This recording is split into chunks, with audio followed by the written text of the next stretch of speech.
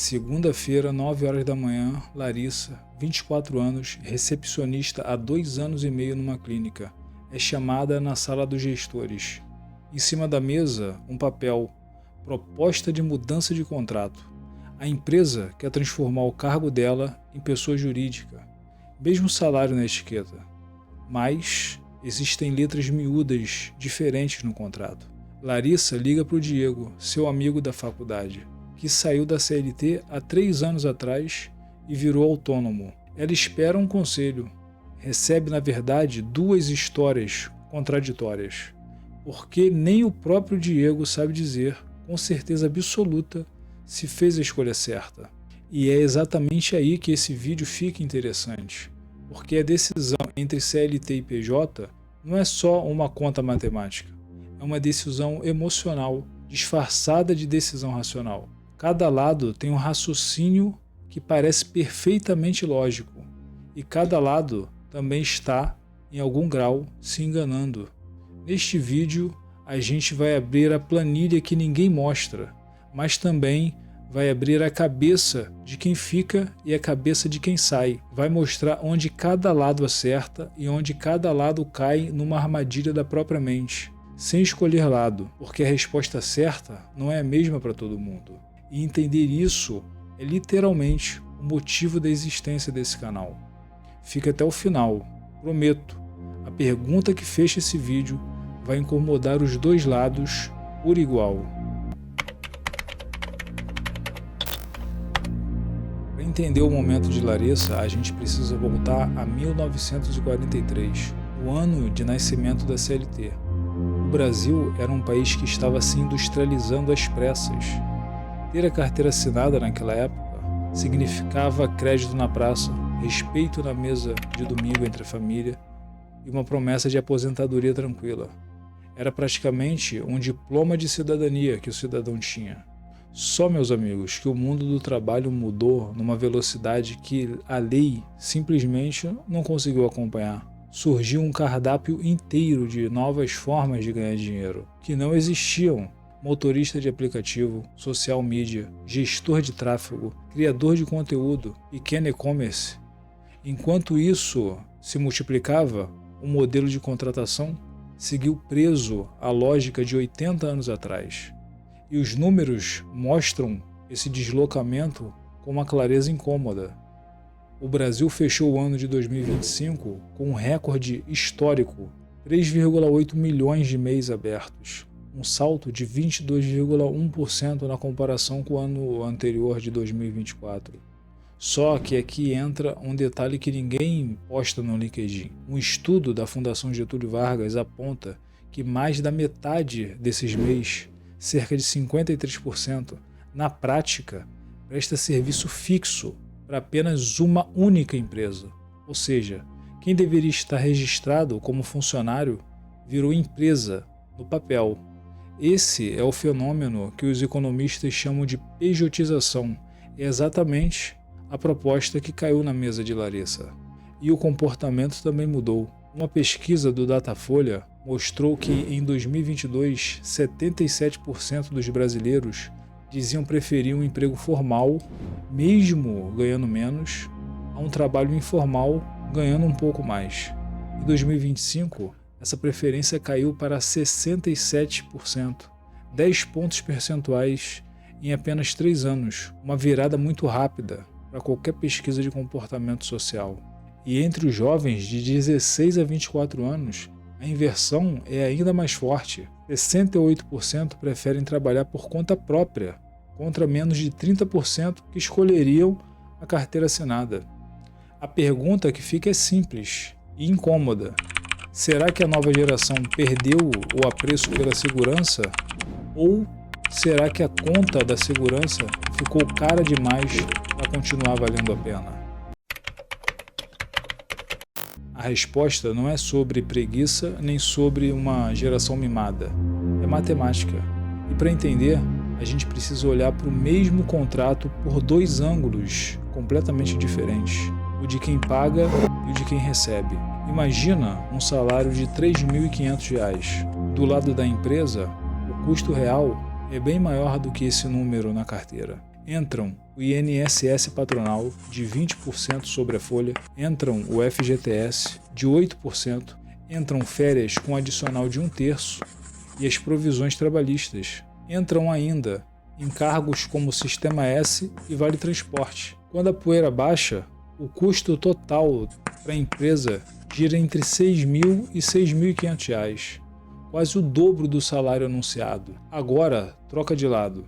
Do ponto de vista de quem recebe, aquele mesmo salário de R$ 3.500 passa pelos descontos do INSS e do Imposto de Renda direto na fonte. O valor que cai na conta fica entre R$ 2.900 e R$ 3.100. Olha o tamanho do abismo. A empresa desembolsa mais de R$ 6.000. O trabalhador recebe um pouco mais de R$ 3.000. Existe uma diferença de quase R$ 3.000 que não está no bolso de nenhum dos dois lados da mesa. E aqui mora o problema de percepção que sustenta boa parte da briga entre o patrão e o empregado. Quem contrata acha que gastou uma fortuna e não entende porque o funcionário reclama do salário baixo. Quem trabalha acha que o patrão embolsa a diferença toda e paga pouco de propósito. Os dois brigam entre si há 80 anos, sem enxergar que existe um terceiro personagem nessa mesa, um sócio invisível, que carrega a maior fatia e que não é nem a empresa e nem o trabalhador. Antes da gente seguir para o próximo ponto, se essa conta te pegou de surpresa, deixa o seu like agora. É o sinal que ajuda esse tipo de conteúdo a chegar a mais pessoas. Vamos começar com a cabeça de quem, como Larissa, prefere manter a carteira assinada, mesmo sabendo que o salário líquido é menor. Existe um viés estudado há décadas pela psicologia comportamental, chamado aversão à perda. Ele mostra que a dor de perder algo é, em média, 2 vezes mais forte do que o prazer de ganhar a mesma coisa. Para quem tem a carteira assinada, abrir mão dela não é só abrir mão de um benefício, é sentir na pele uma perda. Perda, meus amigos, dói mais do que o prazer do ganho. Isso se combina com outro viés, o efeito dotação. A tendência de valorizar mais aquilo que já se possui do que valorizar a mesma coisa caso precisasse ser comprada do zero. Quem já tem os direitos trabalhistas, 13º, férias, FGTS, enxerga um valor emocional nesse pacote maior do que o valor de mercado desse mesmo pacote para quem nunca teve esse tipo de direito. Aqui está o acerto escondido nessa psicologia. Os direitos trabalhistas resolvem um problema real, que é a imprevisibilidade.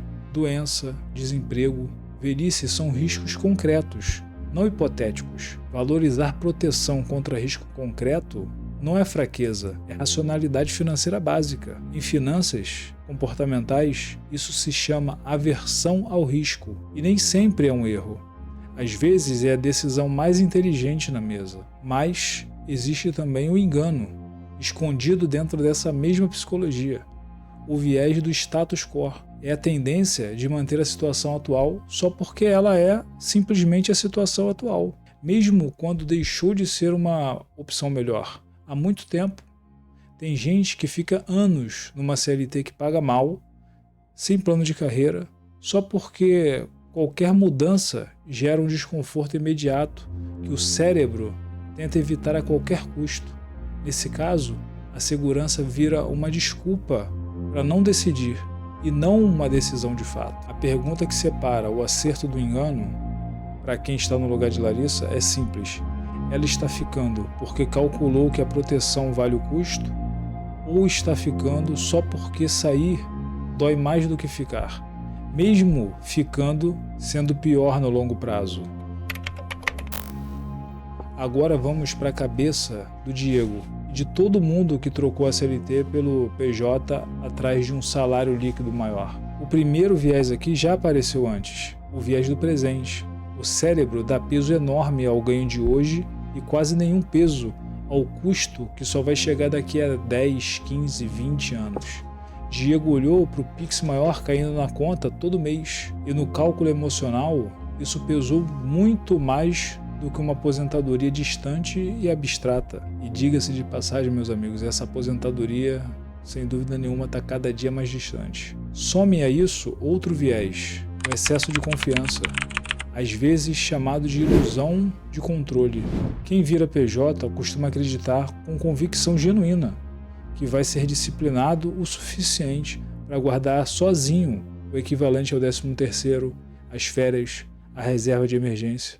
O problema é que os dados mostram repetidamente que a maioria das pessoas superestima a própria disciplina futura, até porque é muito mais fácil a gente prometer que vai começar a economizar amanhã do que realmente começar a economizar hoje, não é? E existe também um terceiro fator, quase invisível, a adaptação hedônica. É o processo pelo qual a gente se acostuma rápido com qualquer aumento de padrão de vida. E uma vez acostumado, o valor extra que deveria estar sendo guardado começa, sem ninguém perceber, a ser gasto. O salário líquido maior do PJ não dura enquanto reserva. Ele vira aos poucos o modo normal, o novo normal de consumo. Aqui está o acerto dessa psicologia. Para quem tem organização financeira de verdade, o modelo PJ pode sim construir mais patrimônio no longo prazo, justamente porque dá controle sobre onde investir o dinheiro que na CLT seria descontado automaticamente. A autonomia bem administrada é uma vantagem real, não uma ilusão. O engano é achar que basta ter vontade de ser disciplinado para ser disciplinado. A liberdade financeira do PJ só é real quando vem acompanhada de um sistema, reserva automática todo mês, simulação de 13º e férias, e não apenas boas intenções.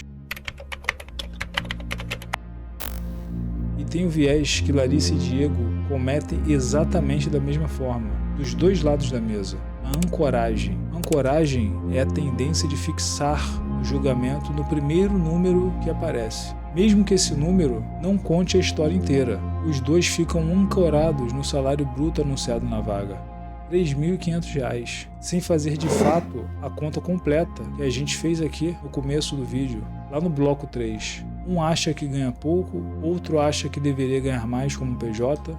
Nenhum dos dois está olhando para o número certo, porque o número certo nunca foi o salário anunciado, foi o custo total de um lado e o valor líquido somado ao risco do outro. Some isso à contabilidade mental, o hábito de tratar dinheiro de fontes diferentes como se fossem potes separados, sem noção de todo. Na CLT, o desconto automático do INSS parece sumir antes de chegar na mão. Por isso, ele dói menos.